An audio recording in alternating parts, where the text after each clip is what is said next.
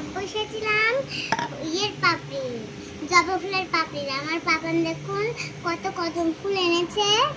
আমি আজকে বরফ ফুলটা এটা বের করেছি বরফটা। আমি এখন এরকম ভাবে ঢালবো, তো আপনারা করতে পারেন, দেখবেন। হ্যাঁ, কি সুন্দর হয়। এই দেখুন কি সুন্দর হয়েছে। আমার কাছে তো রজনীগন্ধার জবা ফুল, আপনারা গালেও মাখতে পারেন। আর আমার পাপান তো বললো আমি যে কদম ফুল এনেছে, তাই আমি কদম ফুলের পাপড়িগুলো এর উপর দিয়ে ছিটিয়ে দেবো, যাতে আরো সুন্দর দেখা যায়। দেখুন, এই দেখুন আমি উল্টিয়েও দেখাচ্ছি। আপনারা গরমের ভিতর গালেও মাখতে পারেন, অনেক সুন্দর এটা। দেখুন দেখুন, এটা গরমকালে খাওয়াও যাবে।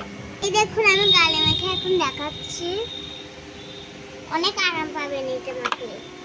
তো এই দেখুন জল পড়ে গেছে, দেখুন খুব সুন্দর হয়েছে। এইটা আমি যদি বাটিতে না বসিয়ে গ্লাসে বসাতাম তারপরে শিব ঠাকুরই হয়ে যেত। আমি আরেকদিন এই কদম ফুলের পাপড়ি দিয়ে আমি বরফ বসিয়ে দেখাবো, আর একটা গিলাসে বসাবো এই কদম ফুলের পাপড়ি দিয়ে। তারপরে এরকম আর বলতে হবে না, তো এরকম ভাবে হবে। আর ওই গিলাসেটা এর ভিতর বসিয়ে দেবো, তাহলে পুরো শিব ঠাকুর হয়ে যাবে।